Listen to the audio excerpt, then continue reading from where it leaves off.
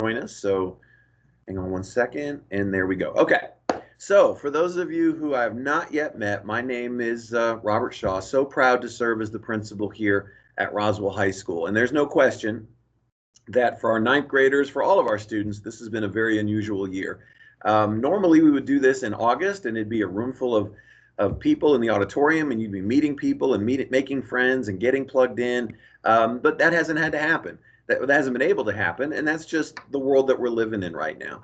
And I think one of the things that I want to talk to you about briefly this morning before I turn it over to some of my colleagues is I think we're learning a very important lesson. And that lesson is this: you can't always control what happens to you in life, but you can certainly control how you respond to it.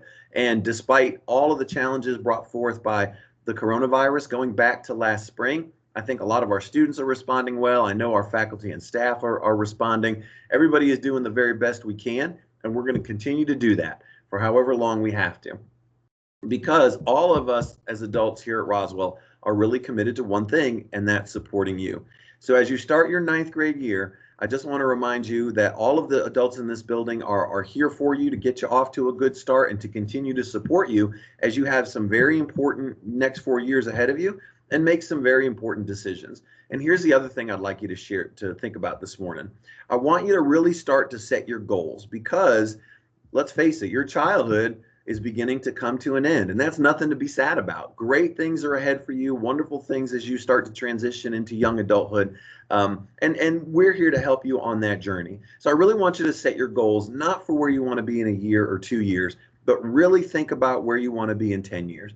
Where do you want to be when you're 26 or 36 or 46? What do you want to be doing? What kind of things would you like to experience? How much money do you want to make? What kind of work do you want to do?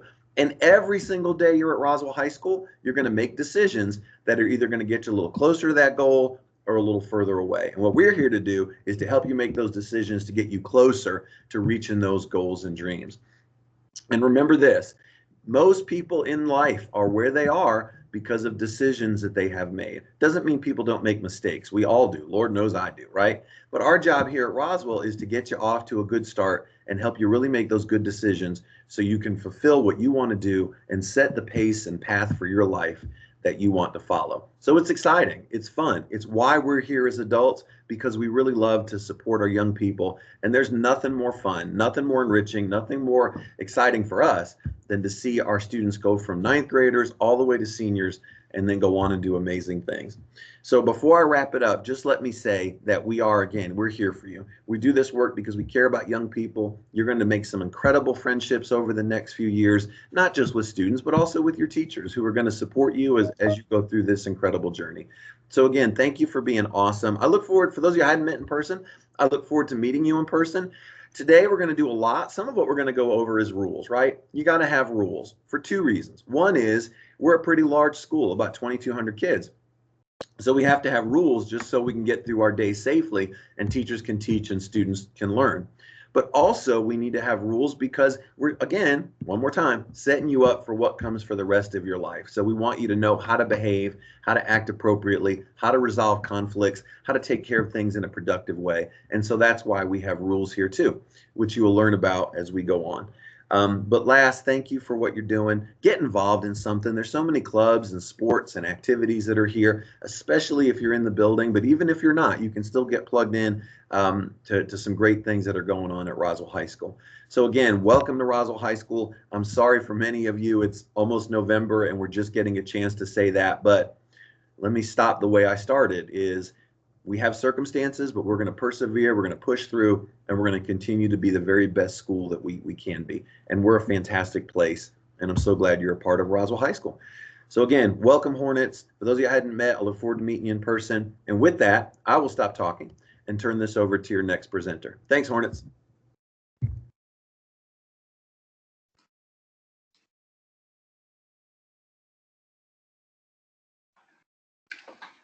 Good morning, everyone. I'm Sagana Punder, the assistant principal who is working with ninth grade students from now until 2024 when you all graduate from Roswell High School. I'm going to take a moment to share my screen And while I'm doing that, it may be a good idea if you have a link to the PowerPoint that I've tried to share in lots of places. I think most teachers have it. It's on the front page of the school website under noteworthy information, sort of down in the center underneath the headlines. You should see a link to the PowerPoint that I have. So I'm going to share my screen, but also I am going to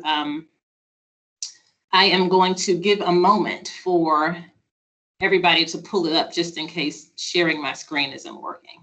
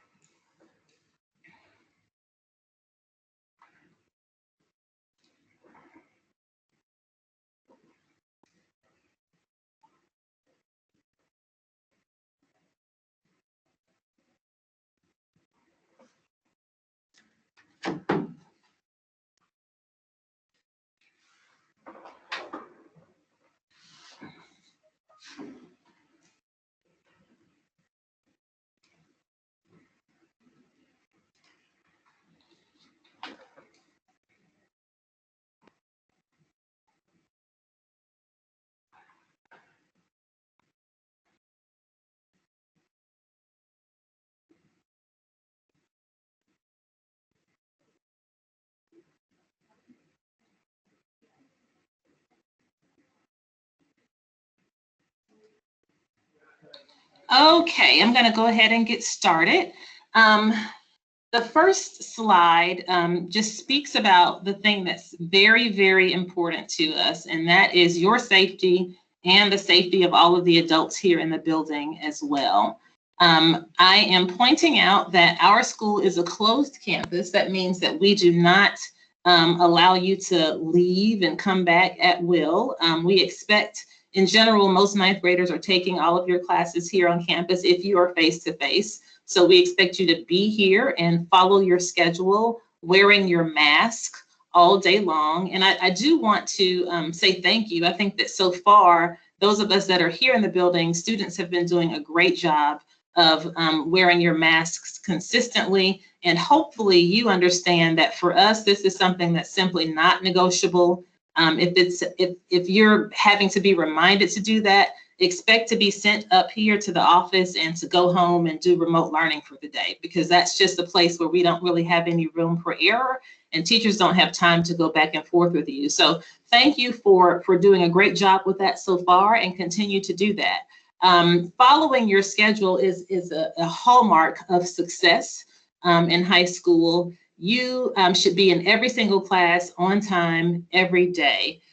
Skipping class comes up, we run reports and we see it, and then your teachers write you up, and then you have to come up to the office and see me for some sort of discipline consequence if you're not where you should be every day. It's really important for us. We're considered your parents when you're here in the building, so we just need to know where you are from 8:20 until 3:30 every day. It's just that simple. So please make sure that you are in place all the time. If you leave campus and you haven't been checked out properly through the attendance office or through the clinic, the consequence for that is a day of in-school suspension. And I actually have had to give that consequence already, although we've only been back all together a couple of weeks now. This is, again, about safety. You just aren't allowed to not be here on campus during the school day. So we never know what could happen to you. You could walk across the street and be hit by a car, somebody could snatch you. It's just important to us that you are safe and we know where you are. So please do not leave campus if you have not been checked out by your parent or guardian. Another important rule for us is that we don't accept drop-offs. That means, your lunch that you forgot, or your homework that you forgot, or your Surface that you forgot.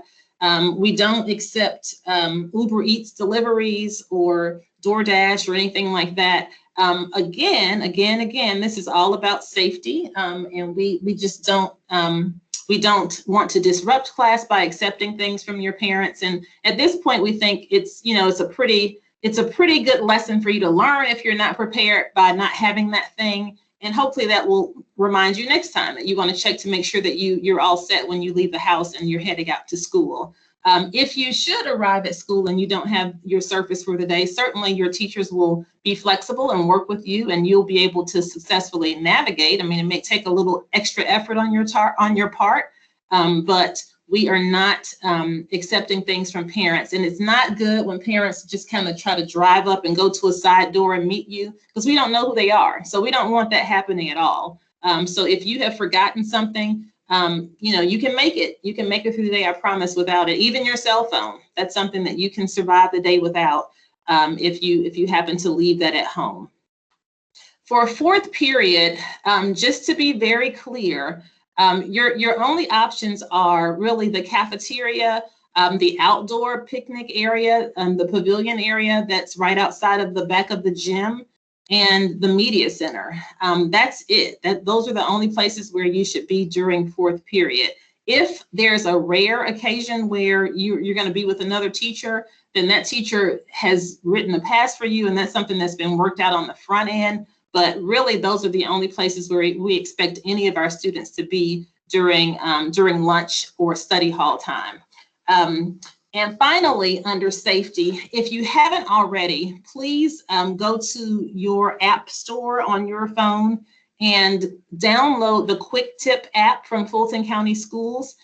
This is just a helpful way that you can share information with us about things that are happening on campus that are putting us in danger. If there are people doing things they shouldn't be doing, if you see something suspicious, if you have heard of a potential threat, all of that is information that we need to know as soon as possible. And you can always come to a teacher or your counselor or an administrator. Any adult in the building will receive information like that from you. But if you're not comfortable sharing that information in person or by email, you can absolutely, and we encourage you to use the Quick Tip app that the county provides to all of its students and stakeholders. Okay, I'm moving on to the next slide if you are operating your own PowerPoint. And it talks about attendance and punctuality. And really this is an area where we're experiencing lots and lots of issues, especially with our ninth graders. The first bullet about being here on time, I think actually, Dr. Shaw, we just started doing tardies officially last week. Tardies to school is what I'm referring to. If you are tardy to school 7 times, the consequence for that is a day of Friday school. And we try to, before you hit 7, at about tardy number 4 or 5, we try to catch you and give just an after school detention for an hour. But sometimes it slips by and we don't catch it. But if you get up to 7 tardies to school, you will have Friday school. And Friday school is an after school detention that lasts 3 hours. It's from 3:45 until 6:45. We just think that it's important that you're here on time. There's a lot more traffic now with parents driving students. So you want to try to make, take that into account when you're leaving home. You may need to leave a little earlier. But the buses are running well and they are very light. There's lots of space on buses. And so, I encourage you to consider that as an option. The buses run to every single attendance address in our zone. And they are here on time 99% of the time. On the rare occasion that a bus is late, you will get a bus pass and that doesn't count against you. We also similarly expect that you're going to be on time for each of your class periods. For periods 2 through 6, teachers are keeping count of those tardies and marking you tardy if you are late without a note or something explaining why you're late to their class. And each teacher is managing their own classroom discipline and will write you up if you reach a certain number of tardies to class that starts to become excessive. The big problem that we're having is bullet number 3 with our remote learners. There are many of you who simply are not logging into class every day. And if you're not logging in and doing your work, the consequences are detrimental. And I think that probably you just don't quite understand how impactful this decision is for you at this time. You really don't grasp the fullness of what you're doing to yourself when you're not logging in each day, because we are here. Teachers are providing instruction, and assignments are being given, and assessments are being administered, and grades are being earned. So when you're not logging in and participating, you're not earning grades. You're not going to pass that class, and you're not going to have credit that you need to graduate. After I finish talking, you're going to hear a presentation from Ms. White, who's our head counselor, and I'm sure she's going to talk about how you accumulate the credits that you need for graduation. And we are just super concerned that so many of our ninth graders are not doing what they need to do. And I understand that we are in a weird time, and certainly we all wish that we were here like normal and we could, run freely as we always have, but that's just not the situation we have. And frankly, we don't know if it may, how soon it'll be before we're back to what we consider to be normal, or if we will ever be back to normal. So for right now, we're operating under the rules that we have and the guidelines that we have. And that means for those of you that are at home, you should be logging in to school every day.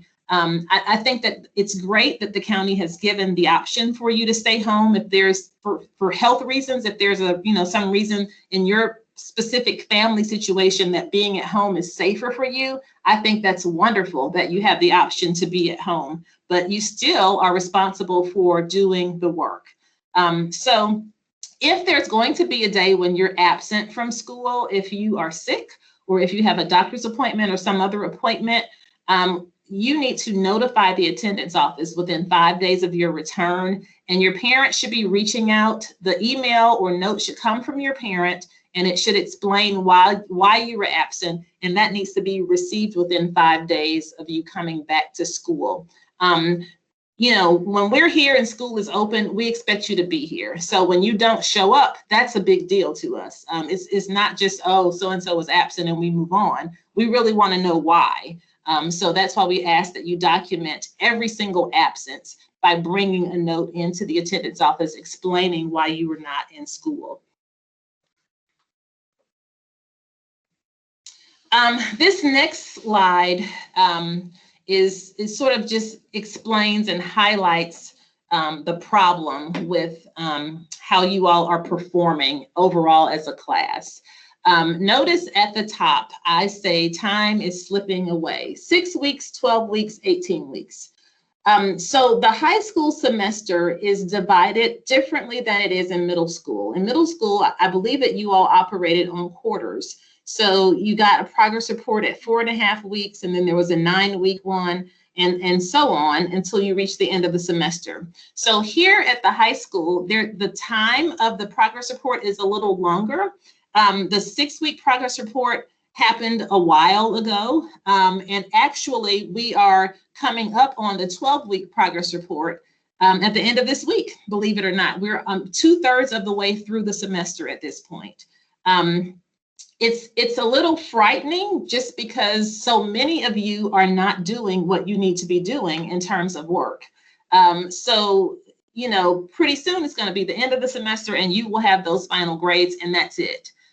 So I have on the left of this slide just done a little breakdown of where we are. There are 629 ninth graders in our building. And out of that 629 ninth graders, 373 of you had at least one F or incomplete when we had the 6-week progress report weeks ago. 373 students had an F or an incomplete, at least one. And there are many of you with multiple Fs and multiple incompletes. And it's really disturbing to think about what will happen if this doesn't change by the end of the semester. There is no magic bullet coming. Nobody has a wand that we will wave and things will just, it's going to just fix. This is on you guys. You have to do what you need to do. 373 out of 629 of you is almost 60% of our freshman class that, you know, you're in danger of not being promoted to 10th grade. To be promoted to 10th grade, you need to have at least 5 credits. So Ms. White, I'm sure, is going to go into that a little bit more. But basically, every class that you're in earns half a credit if you pass the class. So there is a little room for you to mess up a little bit.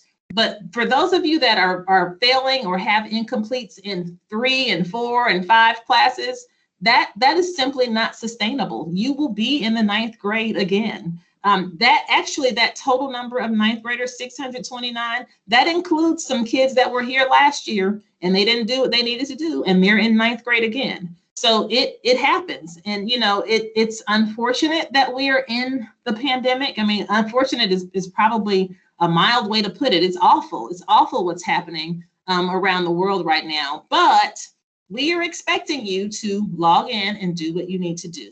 Your teachers are here to support you. They are giving you chance after chance after chance. The county has set it up so that you can still turn in late work without a penalty, but you have got to do what you need to do. It's not going to just change. It's not. And I'm not sure if you're expecting that. I'm not sure if you just don't really understand, if you just think it's not real. I'm really, you know, I'm kind of at a loss, and we're all just super concerned. So on the right, I'm just pointing out that October 30th, this Friday, is the end of the 12 weeks. So you will literally be 2/3 of the way done when Friday hits. And technically there are 6 weeks left, but really it's only 5, because the last week of the semester is spent on final exams, and we have a bunch of half days. And so there's not really a lot of instruction left in that last week. Also, if you have stuff that you need to turn in, like old makeup work, all of that has to be turned in 10 days before the end of the semester. So that has to happen well before that last week. So you do not have a lot of time left. And I'm glad that today is working out, that many of you will have the opportunity to try to catch up today. But some of you, today's just not going to be enough. You need to do today. And plus, like every night for the next week, you have just tons of work that you have to do. And this work is not going away. The teacher's expectations are not going to change. You have to do the work. You've got to put in the time to get the results that you're looking for. The very last bullet on this page just explains, and I'm sure that you've heard this over and over from your teachers, that there are 12 summative every course this semester. And you have to complete at least 10 of those things in order to earn a grade. So even if let's say you do 8 of those and you get 100 on everything, if you miss 4 things, you will not receive a final grade of 100. You will receive a final grade of incomplete. The county is saying that you have to complete a certain amount of your summative assessments and assignments by the end of the semester in order to earn your grade. So I hope that that is clear to you. And I hope that you are checking Infinite Campus often and making contact with your teachers. If you're not here in the building face to face, if you're remote, I hope that you're checking and just making sure that, that things are sitting where you want them to sit as we near the end of the semester. Time is indeed slipping away, and we are worried. So I hope that today is productive for many of you, and I hope that that those of you that aren't able to take advantage of today will some kind of way get it in gear before we get to the end of the semester. Okay, so this final slide of mine is just talking about a few behavior expectations that that tend to be problem areas, and I just want to talk about each of them briefly, as my time is about to draw short here. The first bullet talks about appropriate usage of cell phones and devices. It is really, really important that if you are here face to face, that you understand what each of your teachers' expectations are around cell phones. Some teachers expect that when you walk in, you will immediately put your phone up into a caddy and not access it during the day. Other teachers allow you to keep your phone, but you can't have it out during certain times of class. And maybe sometimes of class, you're actually allowed to use your phone. We don't mandate what those policies are as a school, but your classroom teacher sets the guidelines for their classroom. And if you find yourself running into, the wall with that teacher, and the teacher has given you a warning, and the teacher ends up writing you up, taking your phone, writing you up, the consequence for using your cell phone in violation of the teacher's classroom policy is Friday school. So you will serve that 3-hour detention if a phone comes to us that a teacher has had to take from you. If it happens a second time, we actually will hold the phone and your parent has to come pick it up, and you'll have Friday school. So the consequences for that sort of escalate if you continue to be a repeat offender with respect to using your cell phone in class. So please make sure that you are clear about what your teachers expect. I also want to talk a little bit about social media and group texts and chats. We find that these tend to sometimes be problematic for some of you who don't know how to sort of play well in the sandbox. Social media can be a good thing, but it also can be not so good thing when people abuse it, when you are mean to each other on social media, when you post things that are not appropriate or that are embarrassing or intend to humiliate other people. If in a group text you're using language that's offensive or not appropriate, all of those things can result in school consequences, frankly, whether they happen during the day or not. If they disrupt instruction here at the high school, it's stuff that we have to end up addressing.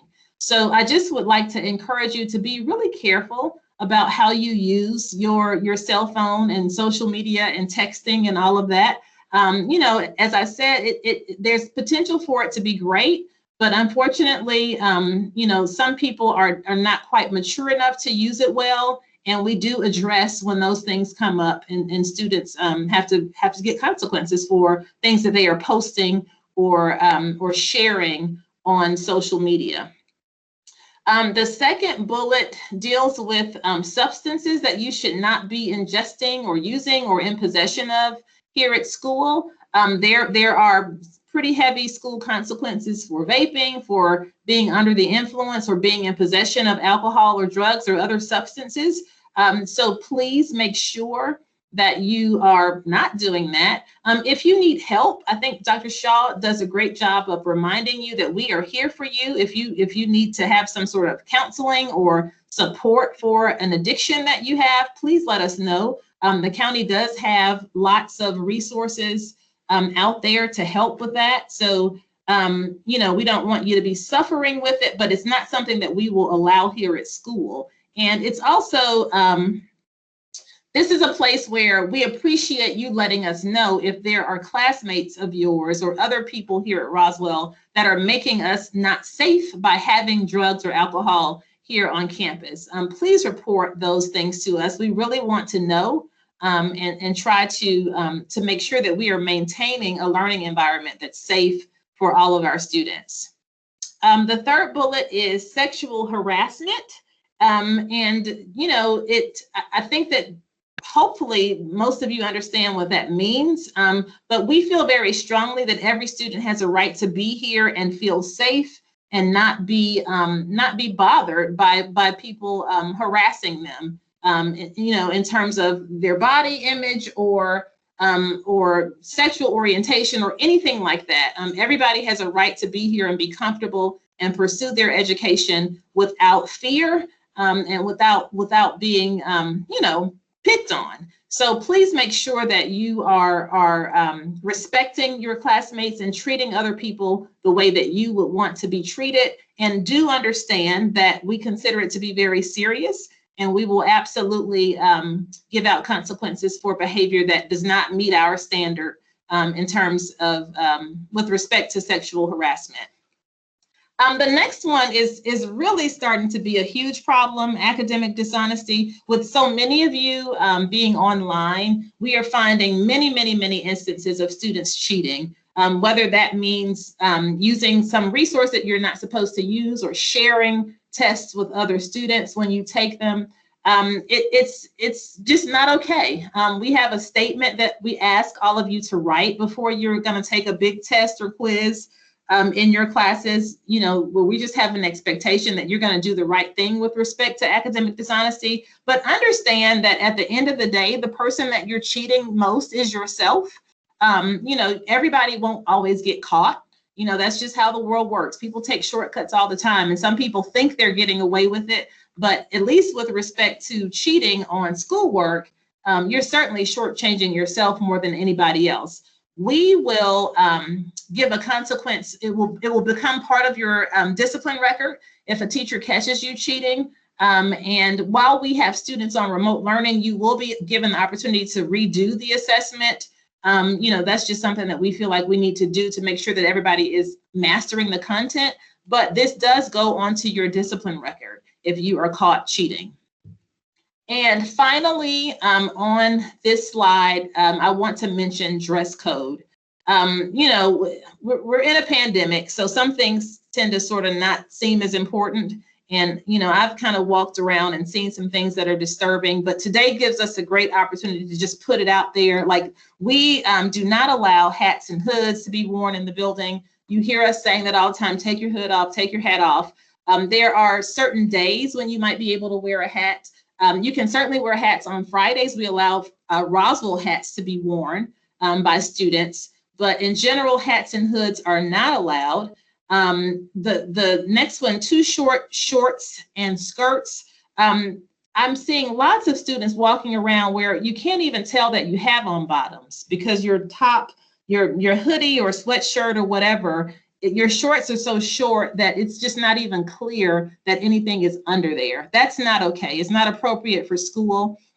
And what we do when students are not in compliance with the dress code and you're sent to the office, we will try to see if you can change into something else.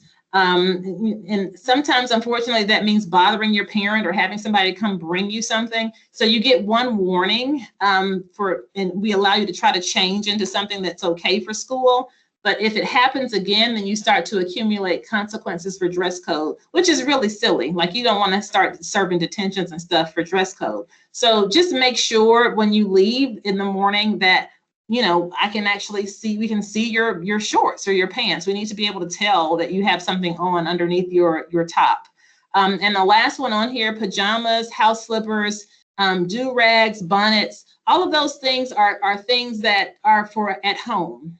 That's before people see you. Like, that's not something that you want to wear out. We don't dress like that when we go out to our jobs. So all of those items should be left at home. Now, again, we do sometimes have spirit days, or we'll have a pajama day. And when that happens, then fine. It makes sense for you to wear those things. But in general, please dress for school as if you are going to school, and not just rolling out of bed, going down the hall to the kitchen. So those are the discipline or behavior things that are most of the things that we deal with. And I just wanted to present them to you formally so that we can now say that we're all on the same page. You've heard it, you have the information. And that really is the end of what I wanted to talk about. I as echo what Dr. Shaw said, I wish that we were all here and I could have met you all by now, but I am around. And if you ever need to reach me, I'm in the AP office, and I look forward to meeting you or helping and supporting you and supporting your success here at Roswell High School. Thank you so much for your time.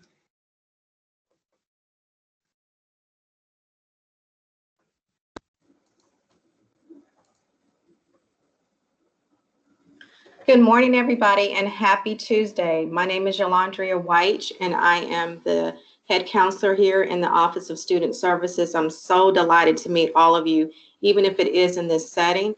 As Dr. Shaw and Ms. Ponder echoed, this is not normal circumstances. We would have loved to have welcomed you into our student services offices, but we're so thankful that you're with us to share space and time. And I'd like to share some important information with you.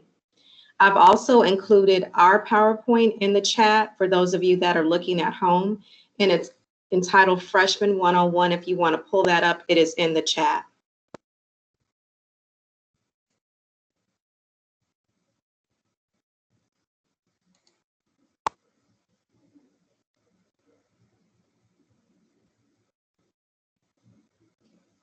This is our student services Bitmoji that was created by one of our phenomenal counselors, Miss Lauren Butler. So it encompasses all of the staff that we have. We have 6 professional school counselors. We also have our social worker, we have our registrar, and we have our counseling assistant. We are located right in front of D Hall next to the nurse's office. And these are phenomenal counselors. You have Miss Mukenge. I want to let you know, freshmen, that we see students based on our caseload by alphabet. So whatever your last name falls in the alphabet, that is who your counselor will be. And I know that caused some confusion earlier on, but Miss Mukenge has the letters NH through SE. I am again Miss White, and I have LOO through NG. Miss Bissett is COM through GOU. Miss Minor is SF through the letter Z. Miss Butler is GOV through the letter LON, and Mr. Glover is the letter A through COL. And I am so blessed and to come into this. I'm just like you. I'm new to Roswell, so this is my freshman journey with you as well. But I'm so grateful that I have such a phenomenal team of counselors that I'm working with, and they are passionate about all of you as much as I am. So what are we going to talk about? We've talked about a lot. We've unpacked a lot. We've got some great information and good nuggets from our amazing principal, Dr. Shaw. Ms. Ponder has gone over some very pertinent information as pertains to making sure that you're having academic success, that you're following the rules, that we're doing all of those things. But today we're also going to end by talking about what is our role as professional schools counselors? How can we help you? What are the graduation requirements? Ms. Ponder talked about making sure that we're passing our classes successfully. So the goal in mind is that we want to graduate. What is a GPA? What is a transcript? What is the overall high school experience going to be like? And what are your plans after high school? Well, the role of a professional school counselor is that we counsel all students. And so we look at you from a holistic perspective. We are concerned about your personal, your social, your emotional support, making sure that we are providing those services to you. We are also concerned, freshmen, about your academic support. We want to make sure that you're taking the right classes, that you're engaged, that you're doing those things that are going to help you be successful. And we also want to establish some small group where we have students in a particular group that we are addressing a certain need. We offer counseling core curriculum lessons, which were formerly known as classroom guidance. And so just as your teachers teach lessons, we are also trained to teach lessons as well. On occasions, we do have to have crisis intervention support for you if there is something going on that we need to address in that area, in the area of personal, social, and emotional. And we also want to help you in pursuing your plans as it relates to college, career, and post-secondary plans. So how can we help you? We want to guide you in your academics. We work with you in your academic 4-year plan. We want to guide and make sure you're taking the appropriate classes that are what you need, as well as challenging you. And we want to help you learn to do what I think is most important, and that is to advocate for yourself. There is a paradigm shift that comes about in high school, because over these next 4 years, you're going to have to learn that how important that is to speak up for yourself when you're not sure of something, or when you need some help, or when you find one of your friends or somebody else may be in need. So advocacy is essential. And we are all in a pandemic, and so many of us are feeling overwhelmed in some fashion or form. We want to make sure that we're not allowing that to consume us, but to allow us to let it out. On occasion, we will also participate in conversing with your parents and teachers as it relates to how can we help you improve your overall academic performance. We want to engage with you for your plans after high school.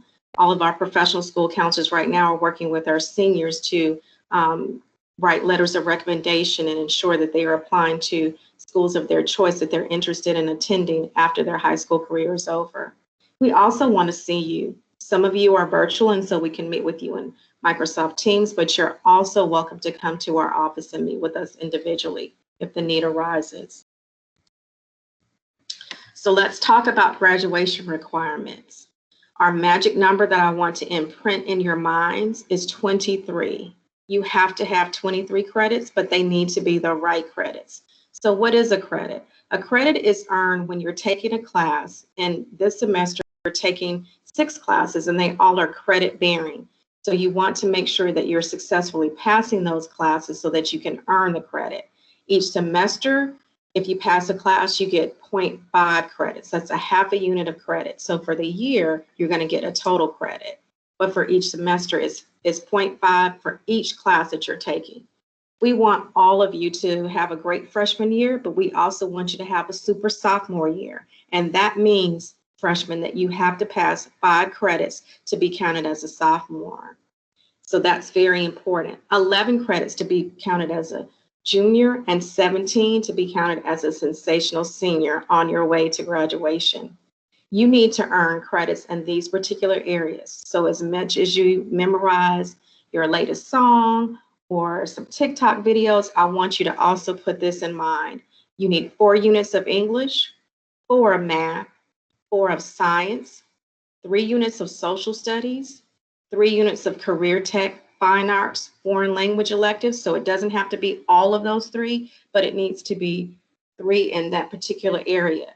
Most colleges will require at least 2 years of a world language. So when you consider that, you have to take health, you have to take PE or have a waiver, and then you have to have 4 units of elective credits. So it's important that this becomes rote memory in terms of when we're thinking about why it's important to pass classes, because in these areas, you must have the credits in order to graduate. And we will work with you each year to ensure that you are on track for graduation. Some of you have taken classes in middle school that also have garnered you high school credit. So that works in your favor as well. But if you didn't, it's okay. You have 4 years to make sure that we are successfully passing our classes and we're earning these 23 units of credit. So Ms. Ponder has already talked about it. We've got to not allow it to be the elephant in the room. This is not a normal semester, but it is important that we put our focus on goal setting and make sure that we are doing well.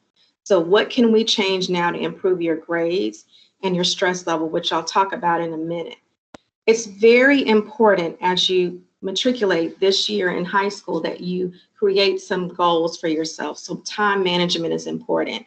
We are sitting in front of computers most of the day, whether you're at home or you're in class. And so we also need to make sure that after those sessions are over with our teachers, that we're managing our time and we're organizing ourselves, that we are prioritizing what's important, our homework, our classwork, projects, quizzes and tests, and how that we're organizing ourselves to make sure that we're properly taking advantage of opportunities to do our best.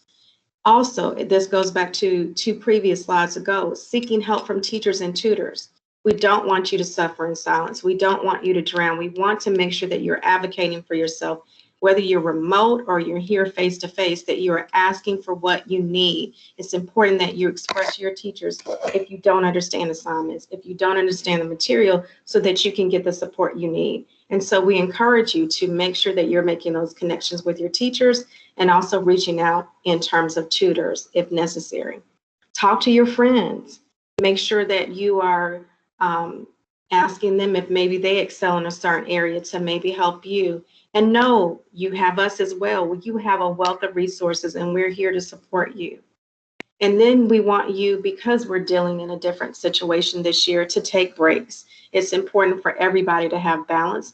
And we want this to be a fun-filled, good freshman year. So we do encourage you to have some fun. Understanding your GPA. So now that you're in high school, you have a grade point average that is being earned. Your numeric average is going to be between a 0 and 100, and we know what the grading scales are.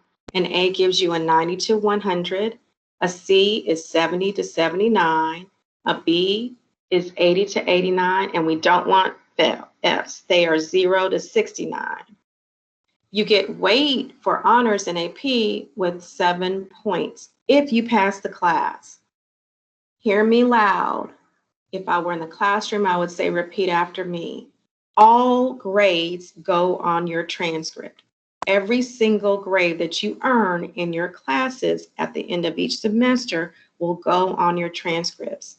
You will also be earning a numeric average, which will go on your transcript. So your transcript, freshman, is like In the past, you would have had a report card. Well, this is a cumulative document that you're going to start working on that encompasses all your grades from 9th grade, 10th grade, 11th grade, and 12th grade. So it's very important that this be indicative of your best performance at all if possible. Failed courses can be made up. If that happens, there are some opportunities. We want to make sure we're striving our best to pass our classes if we can. What GPA do you need for the Hope Scholarship? Well, this is a 3.0. And so we encourage you to go to gafutures.org, and then you can start seeing what your Hope GPA is. After next semester, beginning in January, you'll be able to see your grades from first semester that will be recorded on your transcript. And so it's very important because we want to make sure you're doing your best and you're not having to spend your sophomore, junior, or senior year overcompensating for what you didn't do well your freshman year. Post-secondary. So this is another area that our professional school counselors, my colleagues, we help you with. We want to make sure that we have some good, solid plans for when you are leaving high school. What do you want to do after this journey is over? So about 95% of our seniors will go to either a 2 or 4 year school after high school. And so a 2-year school is where you earn an associate's degree. A 4-year school is where you earn a bachelor's degree. So it starts now. Many of us don't know exactly what we want to do or where we want to go to school, but we might have an older sibling who's in college right now, or who might have gone into some type of career. And so we want to start thinking about it. And I'll give you some tools shortly to start launching that pad of where you're thinking about, because this 4 years will go by so quickly before you realize it. Some other options that students participate in is going straight into the workforce, or some students may decide they want to join the military. And this has become a more popular option. Some students take a gap year. That means before they go off to college, which they desire to do, they may take 1 year off to just explore and do some things before they settle down on a particular college or university. What does it take to make your plans happen? For you to go to college, either a 2-year or 4-year, you've got to have some good grades. This is essential. You want to have some grades that classes that challenge you in the areas of rigor and balance. You want to get involved in activities that are meaningful to you in the community, in extracurricular clubs, in sports, in volunteerism. So there are a wealth of things that you can participate in. And what are you passionate about? When I ask seniors, where do you want to go to school? My next question is, why do you want to go to that particular school? What do you want to major in? What will be your contribution to society? What do you see yourself doing? And then colleges are always looking for students to stand out as leaders. So joining clubs and taking upon a leadership role, be it the president, the treasurer, the secretary, those are things that help you navigate your place and cement what it is that you want to do when this journey is over. And we want to help you with that. So we're going to shift gears a little bit. We've talked a lot about academics. We talked about the graduation requirements. We talked about your expectations. And now I want to make sure that I adequately address this area, stress. We are living in a pandemic. As Dr. Shaw said, this is not normal. We would have loved to have an assembly, would have loved to have done tours into the student services, but we're dealing in different circumstances. And we have to admit that in some way, fashion, or form, we may all be experiencing some type of stress, including our teachers, including our counselors, including everybody. And that's okay, as long as we're talking about it.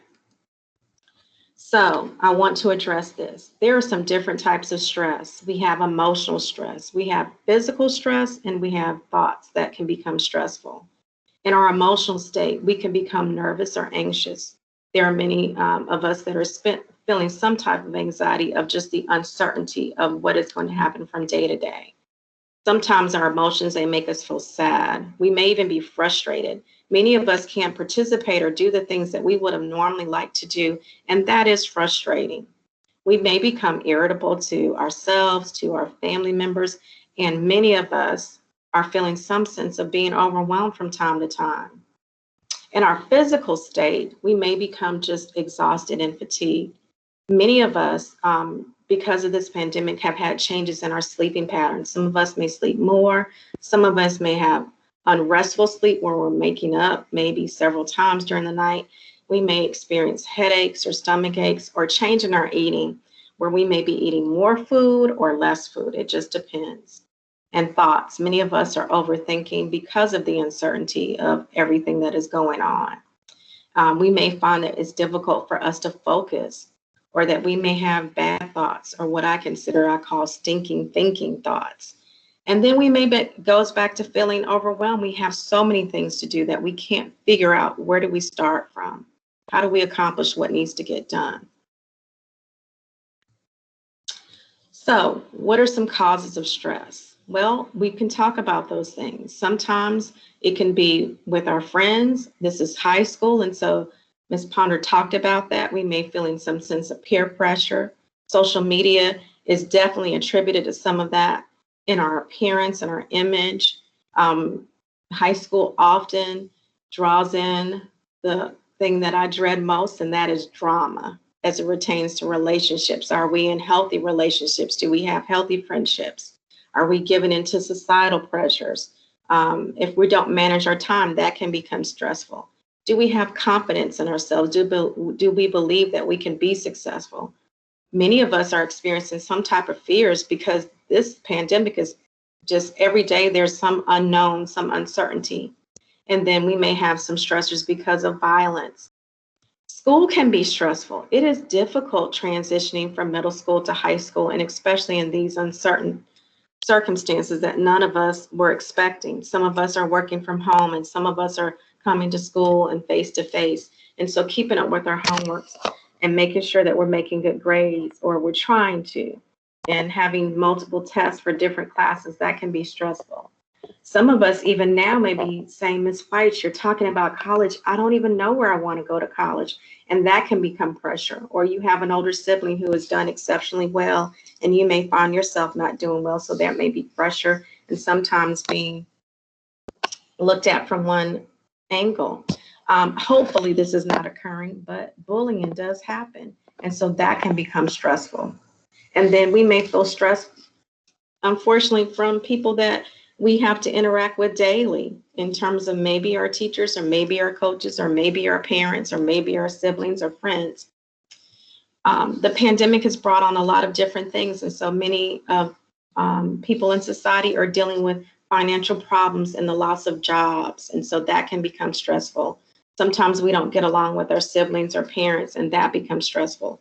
We might have witnessed a family member become ill or ourselves, and that becomes stressful. And sometimes it causes us to have to take on so many different responsibilities, and that itself can become stressful. So we don't want to just talk about the stress. We want to help you get the tools that you need to deal with the stress. So if everybody could just take a moment and breathe. It is difficult when we're living with stress, what it does to our physical body, what it does to our mind. But it's important that we find some positive ways so that we can deal with the stress and realize our inner strength of how important we are. So I encourage us all to take a moment just to relax. We want to pack your tool bag with tools that can help you combat the stress. The number one thing is to ask for help. Can I tell you all something? As a new counselor here, I've had to ask for help. I'm very seasoned in doing this, but this is a new school and a new district for me.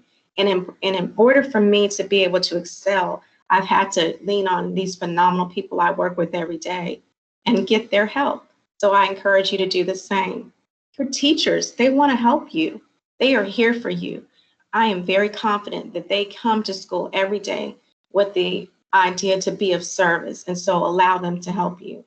Go to those help sessions if they're given, and get the support that you need. It's okay to say, I don't know, I didn't understand that concept, but I'm here and I want to learn. We are here for you, so we encourage you to talk to us. You can set up appointments with us. You can text us. You can call us. We want to know what we can do to be of service. Physical activity is very good. I engage in walking on a daily basis. It helps my overall mindset in the afternoon. So I encourage you, dance, go running, do some jogging, yoga, whatever it is, to do some type of physical activity, if at all possible, to help you. This is a good way to combat stress. There is beauty in the outside of exercising and just being able to see trees and leaves changing. And so there are some good things if you can also go outside and just get your body moving. It helps to relieve the stress, and it gets what are called those good endorphins going. So I challenge you to do something good for yourself. This has become a very popular tool to combat stress, and it's mindfulness. Maybe you've heard of this, maybe you haven't, but a lot of people are adapting this practice, including myself, of making sure that we're doing something to help us with the stress that we're experiencing. So what happens when we are experiencing anxiety and stress, it overworks our brain, and it makes us think of all kind of negative things that could happen. And it's understandable. We're living in uncertain times right now. But when we practice mindfulness, we learn that we can shut that stuff off and that we can focus, and that it allows us a process to maybe reset some of that worry and anxiety and stress that we're feeling. It's like it's putting the pause button on those things. Mindfulness can also help us teach us, what are we thinking about, to be aware of our thoughts, and how do we acknowledge that without getting caught up in the evil scenarios or negative thoughts that are coming and constantly infiltrating our minds that will make us feel bad. So I encourage you to do these things, to stop, to breathe, and to think when those, what I call stinking thinking thoughts, come up in our mind. And so I wanted to also give you some tools that you can put in your tool bag. Many of us have cell phones, mostly the majority of you have cell phones. And these are some apps that are become popular as it relates to mindfulness. One is called Calm, the other is Headspace. UCLA Mindful app was given to us, the faculty members, through a counselor to help us deal with establishing some way to breathe and relax and to meditate. And then it's another one called My Life. So I encourage you, if you can, to maybe look at some of these tools to help you. We want to stay connected with you. We are on our website, and I put that link there so that you can see, but we also are on social media. So we have an Instagram account and we have a Twitter account. And so we encourage you to follow us. I know that's a popular thing for students to do, is to be followers of different social media outlets. So this is a good one that keeps you abreast of what's going on with our school, with our department, and getting out some good, important information. That's always a challenge for us, is trying to make sure we stay connected with you and means and platforms that you are seeking information from. So you can connect with your counselors. We are on the website, and I put the link up there. We are under student services. So many are confused a little bit about that, but student services encompasses everybody in our entire office. We want you to contact us. Again, I showed you how to locate your professional school counselor based on their last name. You can book an appointment with us. You can send us an email. You can call us.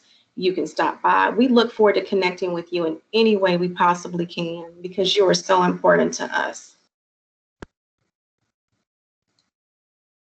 And so some of you are going to participate in activities where you're going to work to remediate some of your assignments that you didn't get completed. And that is a great thing. So we want you to take advantage of that.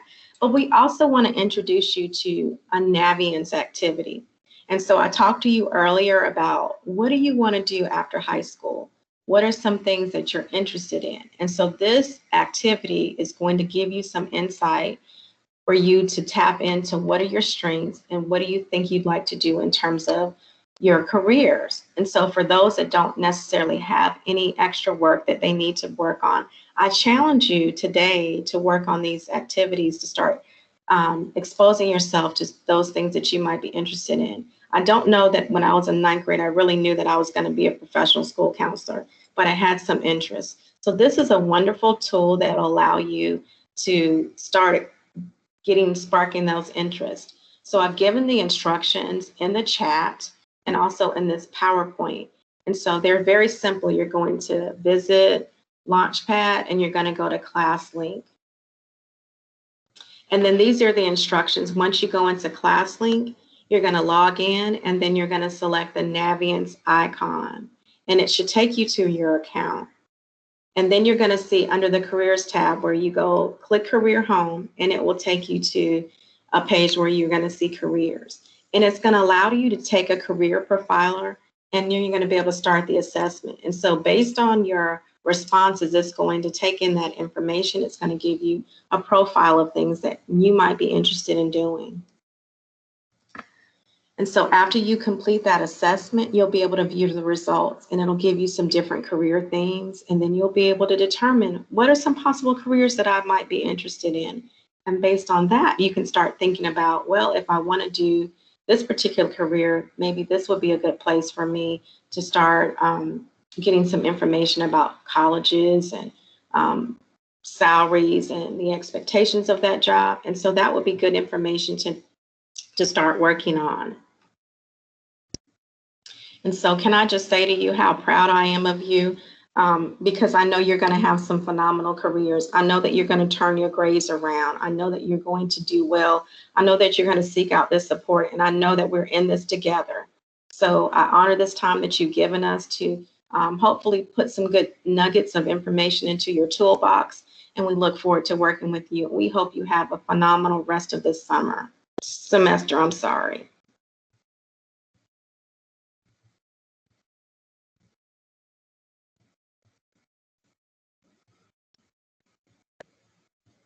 In a few minutes, you're going to get ready. We're cutting a little bit short, but you're going to get ready to transition to those sessions that you have with those teachers for your remediation. And for those that you don't, I challenge you to do this activity. This is going to be really good information for you to have. Thank you so much, and it's been such a pleasure talking with you.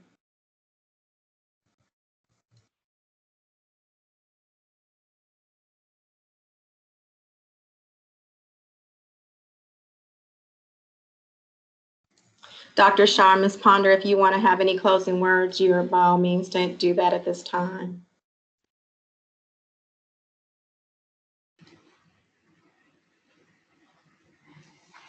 Thank you, Ms. White. I just want to remind students that as you are moving through the building to the two remediation sessions, please keep in mind that we have a number of our seniors here today, and they are taking the SAT. So we need for you to move about very quietly. We are not being able to ring bells and make announcements on the intercom. So please just, your teachers know what time to release you. And if you go to remediation for session A and you don't have remediation for session B, if you only have one class that you're going to be making up work in today, then you should report back to the same advisement location that you're in right now. You're going to go back there for session B if you only have one session for remediation today. And everyone will be dismissed from either their second session, session B, or if you're back in advisement, you'll be released by the intercom. So we have to wait until testing is over, and then we'll come on to the intercom and let you know that it's time to go. There is a sack lunch available in the cafeteria when we release you somewhere between 12:50 and 12:55 on your way to the bus or on your way to your car. You can swing by the cafeteria to pick up your sack lunch to go. And then we just look forward to seeing you guys back again at school tomorrow, those of you that are face-to-face. Thank you, Ms. White. Thank you so very much. Have a great day, everybody.